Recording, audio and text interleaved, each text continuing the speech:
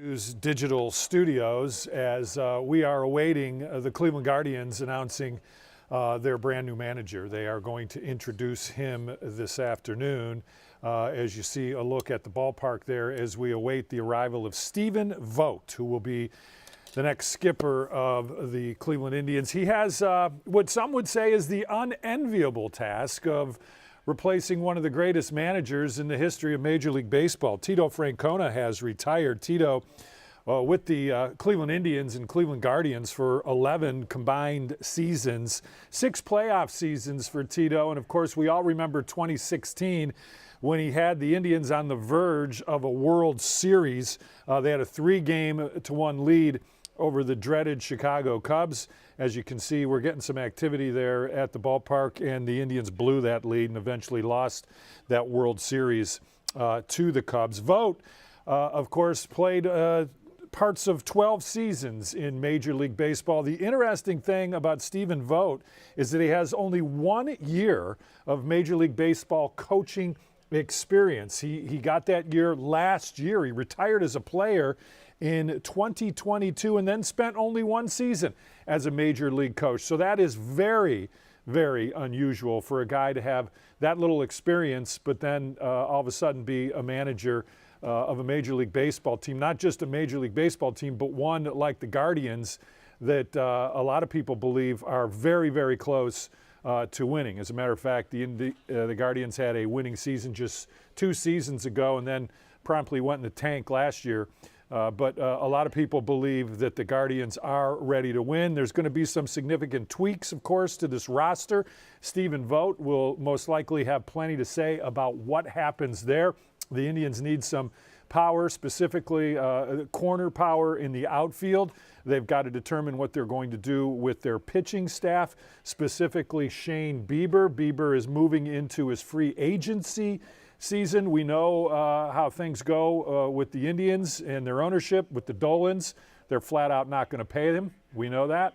So we'll just have to wait and see what the Guardians decide to do with Shane Bieber. All of these will be questions that Stephen Vogt will be involved in as they try to determine the best course of action moving forward. What's going to be interesting is to see how Vogt deals with the team that has some really good veteran leadership with Jose Ramirez and some of the other veterans that are on this team, and the very, very young people who are also part of this franchise, part of this Guardians lineup, excuse me.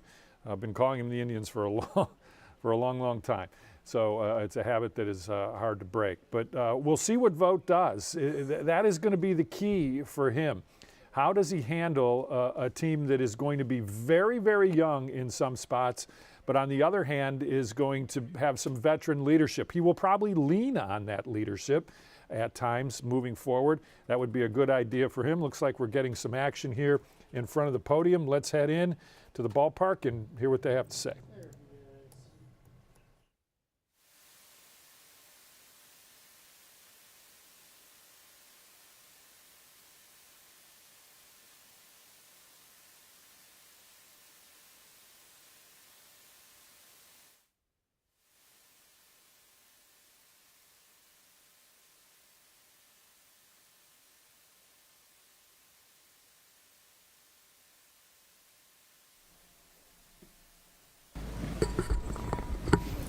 Good afternoon. We're certainly very excited to usher in a new era and invite and introduce Stephen Vogt as Cleveland's 45th manager in franchise history. To lead us off, I'd like to invite Guardians President of Baseball Operations, Chris Antonetti. Chris?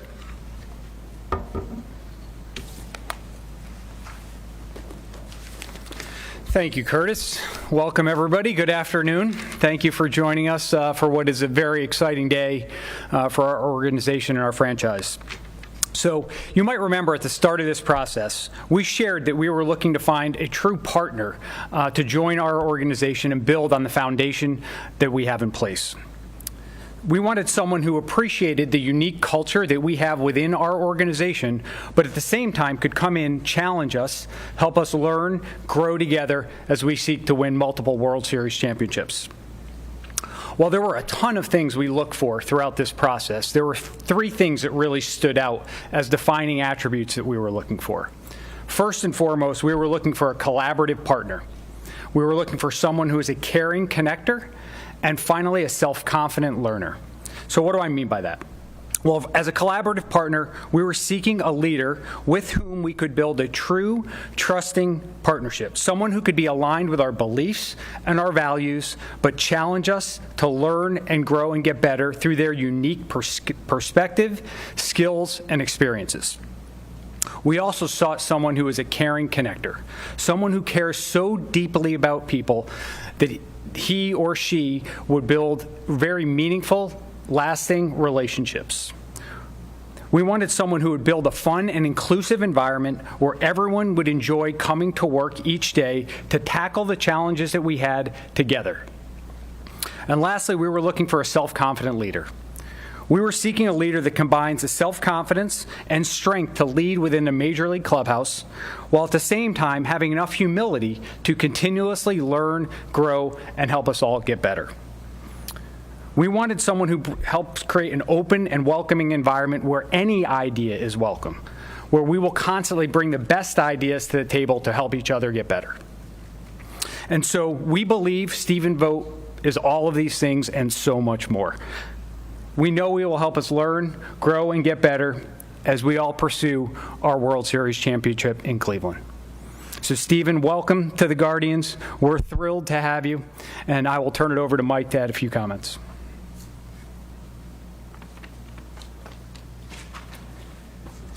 Thanks, Chris. Before I turn it over to Stephen, I just wanted to touch briefly on our hiring process a little bit. This type of hiring process is, for our organization, is an incredibly collaborative process. We did reference calls, framing of the job, a huge amount of interviews, as I'm sure Voter will tell you, if you ask him about it. We probably had over 50 Guardians teammates that were included in that from all different areas of the organization, helping us to go through this process together. I won't go through each individual, but it was front office, support staff, field staff, players, performance areas, R&D, and many other people that were involved in it. So I just, more than anything, wanted to say thank you to all of them for helping us in this process. And maybe in particular, I do want to call out our assistant GM, Matt Foreman, who took a massive leadership role in leading and coordinating the manager hiring process for us. So thank you, Matt. We really appreciate it. And now I will turn it over to Stephen. Okay.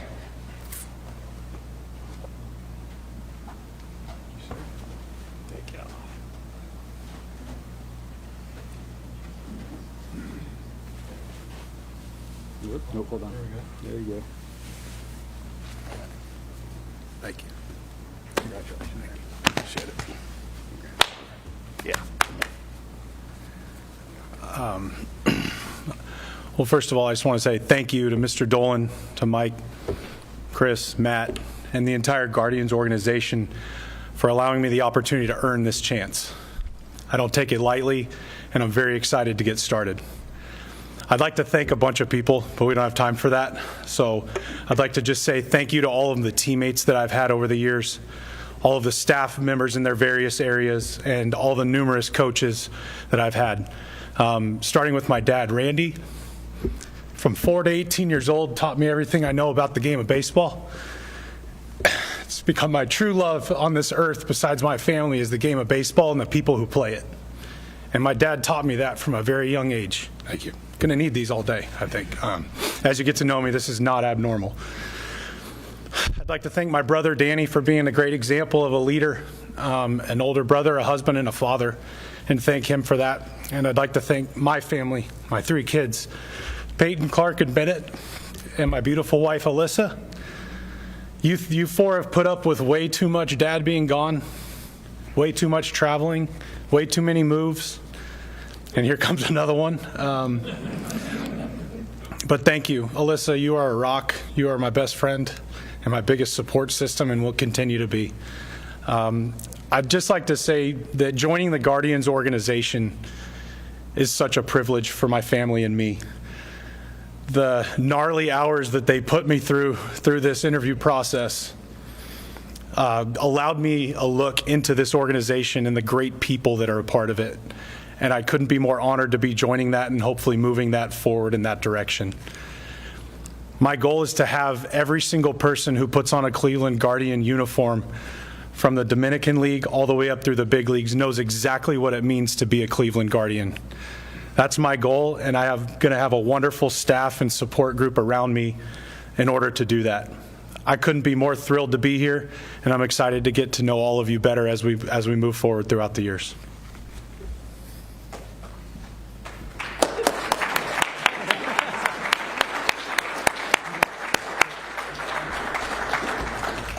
All right, we'll move into Q&A session. So if you could do a couple things, please raise your hand. We have a microphone for you.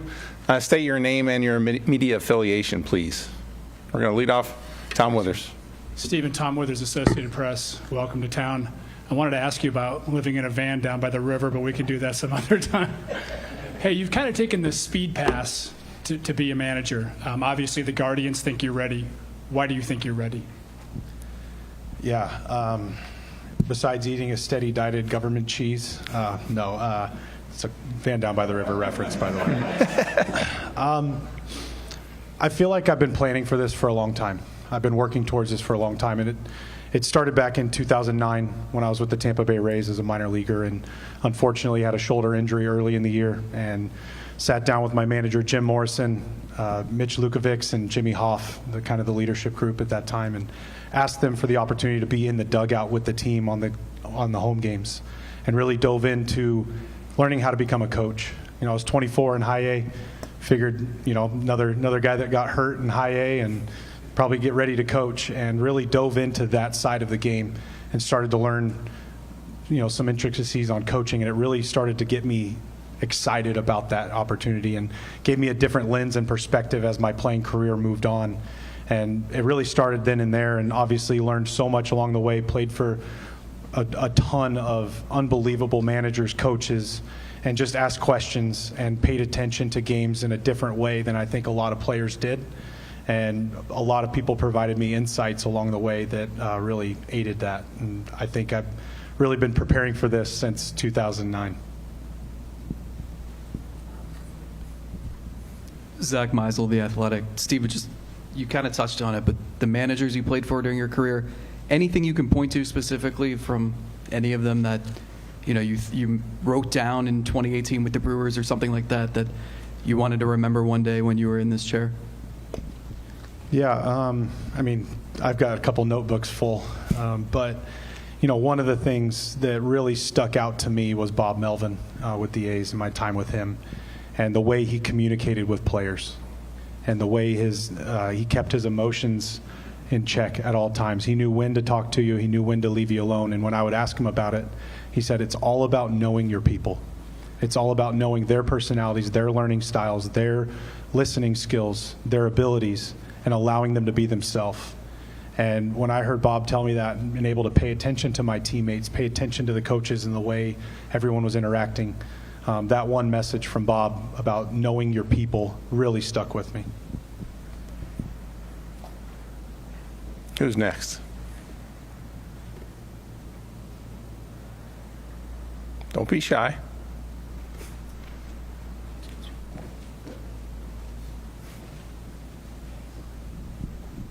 Hey, Stephen, congratulations. This is John Sable with Fox 8 here in Cleveland.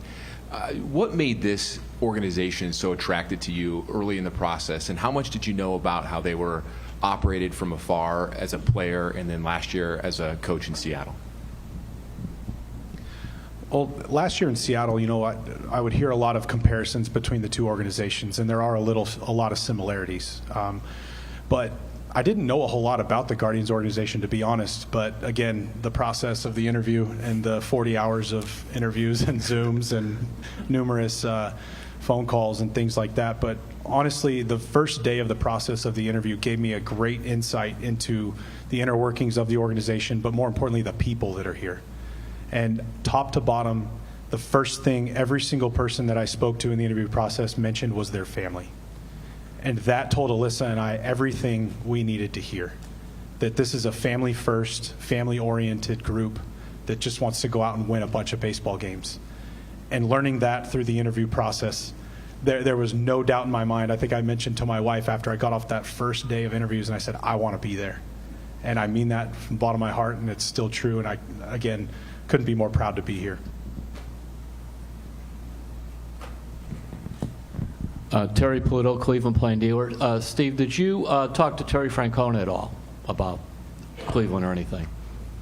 I did, yeah. I was able to talk to Tito a couple times throughout the process and have spoken with him already since getting the job. And, you know, I knew Tito a little bit from playing against him from across the way, and, you know, you hear all the stories, but Tito has made it very clear to me that he wants to allow me to do this, but also he wants to be a resource for me anytime that I feel like he's there. And he's already been, it's just so much fun to talk to him and so insightful, and he's such a special person, so I'm very thankful for Tito.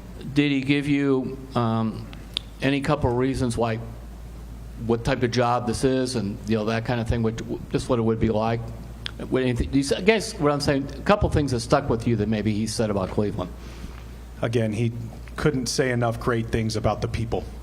And at the end of the day, for me and for all of us, I think we're aligned on this, is that this is a people business. Yes, it's about winning baseball games, and yes, it's about going out and competing, but it's all about the people that are doing it. And Tito was right in line with that, and everything he said just confirmed everything that I had been seeing, believing, hearing, and it really made me feel at ease that this is the place where I want to come. All right, one last question, I'll let you go. But you know, this is a small market budget, small market team, that kind of thing. Your feelings about that, managing in that situation? Yeah, I mean, and I think Chris can maybe speak a little more on this, but I've had the experience of playing in Tampa Bay, Oakland, Milwaukee, you know, some places that, you know, not the same but similar, and I've experienced playing on those teams. I've won with those teams, and I know what it takes to work with a group that we have, and I'm really excited about the group that we have, and I do have a lot of experience in this type of environment. Jason Lloyd of The Athletic. Stephen, all you guys have joked a little bit about the interview process. So what was it like? How many interviews was it? Total time spent on it? Well, I'm not sure we have enough time to cover that. But, you know, honestly, it was a long process. And I don't mean long in a negative way. It was a thorough process. And I would say we probably ended up 22, 23 hours in total, whether in person or via Zoom or phone call, and I'd probably take the over on that number. But at the end of it, I felt like through the first two sessions, they knew who I was, and I knew who I was going to get to join if I did get the job. And I'm thankful for the thorough process. I'm thankful that the due diligence happened, because it confirms that they feel like they found the right person, and it confirmed for me that I know I found the right place. And for Chris or Mike, it's been quite a while since you guys have had to do this, and the game has changed so drastically in that time on the field. Did it change at all what you were seeking in a manager this time around, just because the game seems to be played differently than it was 10, 11 years ago? Well, I think first and foremost, what we were seeking to do with the interview process was the same, and that is really to try to find the best leader for our organization, but also to have that person get to know us as well as possible. So we took that same approach with Tito as we did with Stephen. Now, the process itself evolved a little bit because, as you said, it's a lot more complicated. I think, as Mike mentioned, we had over 50 people from our organization that were involved in getting to know Stephen, and also tried to give him some insight into how we operated. So hopefully by the end of that process, as Stephen said, he got a chance to know us really well, and we felt we got a chance to know him really well as well. Jeff. Jeff Shedell, News Herald. Stephen, how do you think your career as a catcher has prepared you to be a manager?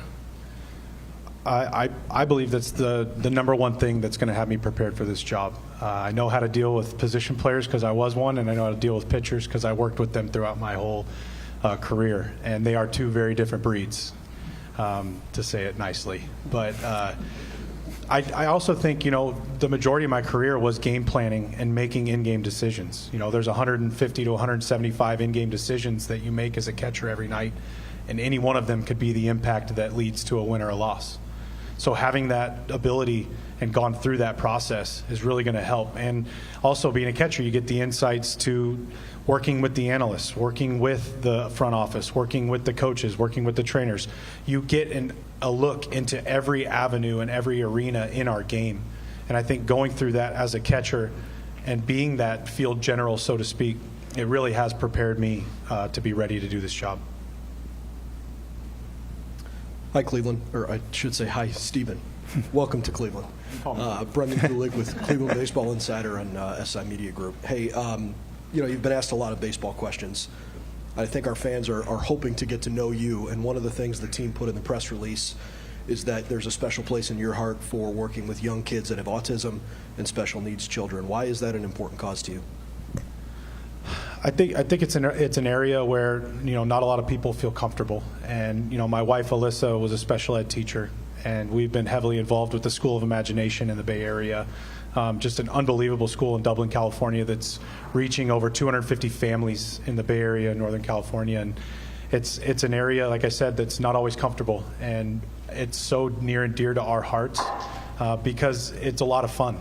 Going and spending an afternoon with a group of students playing baseball, riding bikes, going down slides, doing crafts, doing arts.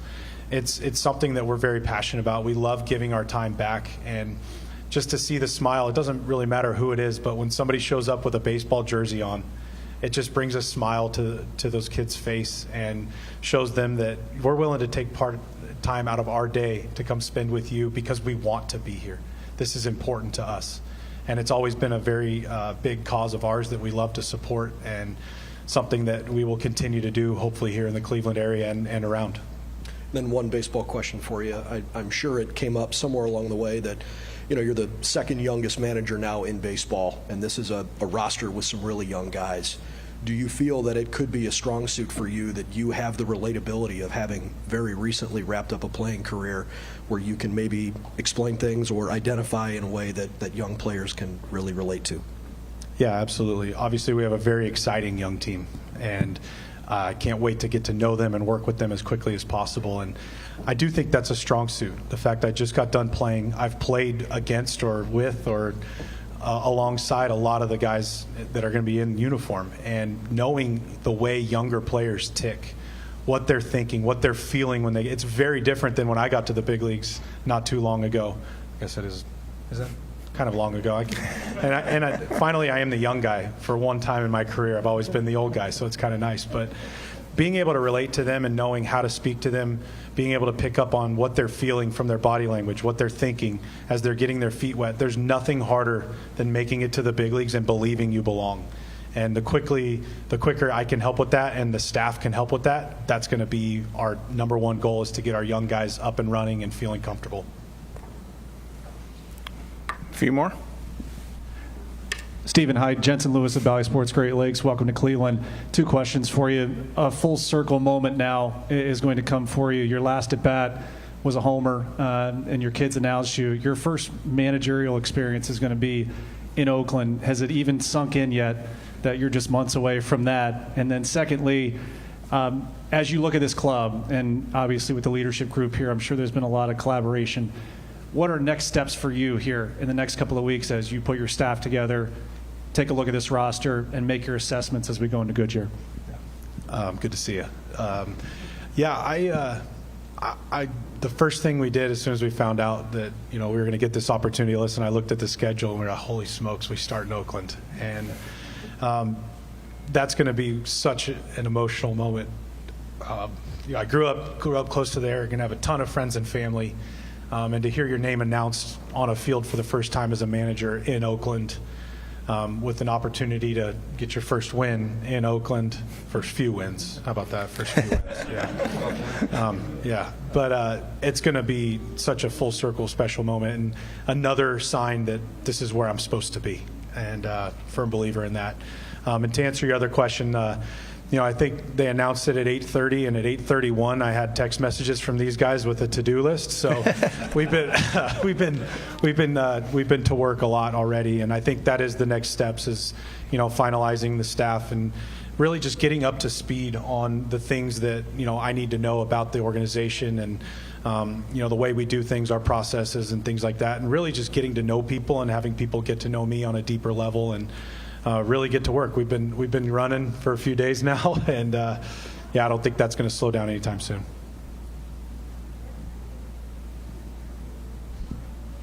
Hi, Stephen. Janine Carroll, Ronald McDonald House Charities of Northeast Ohio.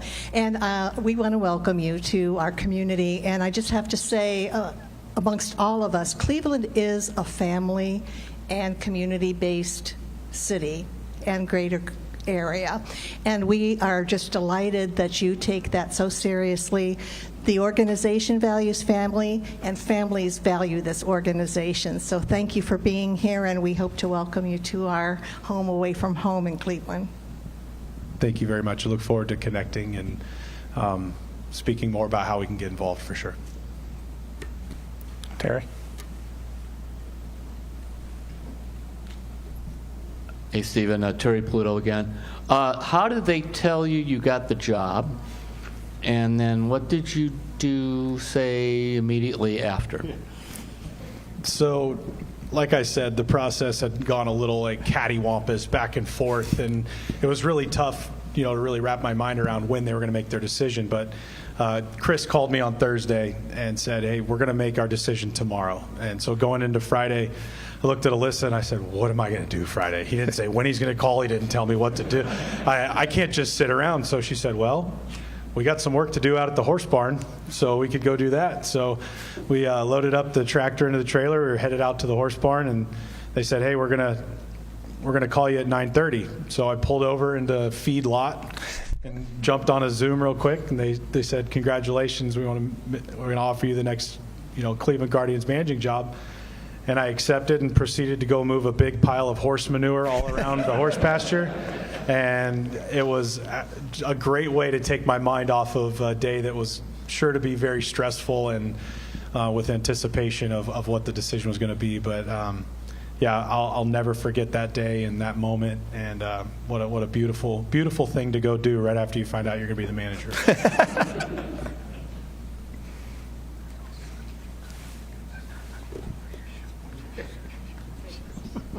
Hi, Stephen. Leah Doherty with Channel 19. Welcome to Cleveland. I'm curious, when you're able to speak to the clubhouse for the first time, what do you want those guys to know about you?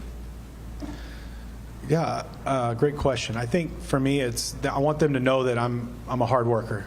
I'm going to be with them. I've got a lot of energy, and I'm going to be with them every step of the way. That I want them to know that I've got their back no matter what, that I'm going to give them whatever support I can have, and the staff will as well.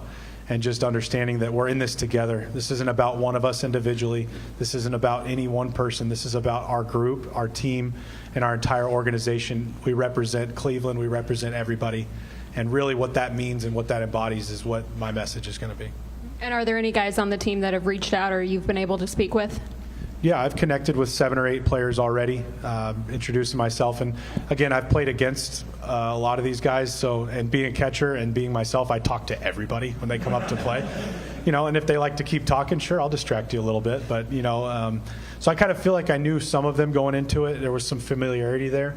Was able to have lunch with Shane Bieber the other day in Arizona and really connected with him, but really trying to gather their thoughts on what they're looking for moving forward. I want to hear from them because it's their clubhouse, and myself and the staff, we want to support whatever it is they're looking for the clubhouse.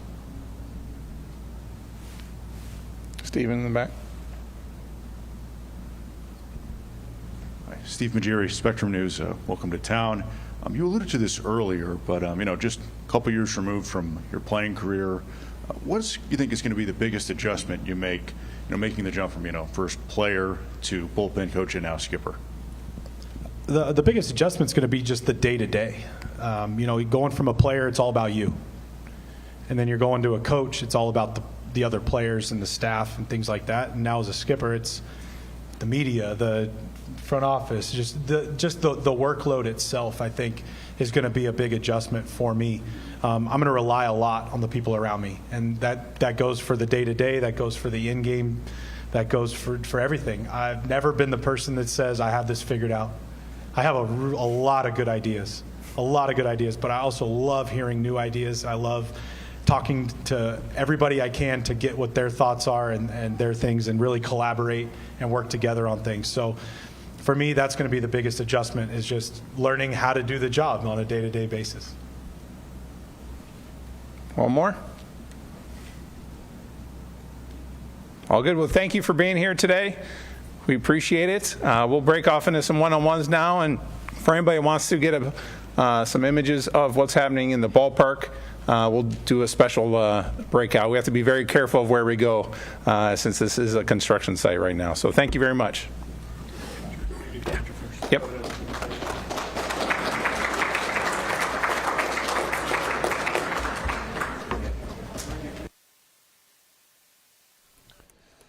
All right, that's new Guardians skipper. You can see his kids now running up to him. I believe he said he had 3 kids and his wife. And that was one of the first things that Stephen Vogt spoke about when he was asked questions, and almost moved to tears as he talked about how much his wife and his kids mean to him and to his career as he moves forward as the next skipper of the Cleveland Guardians. Of course, Vogt there was surrounded by Director of Baseball, President of Baseball Operations Chris Antonetti, and GM Mike Chernoff.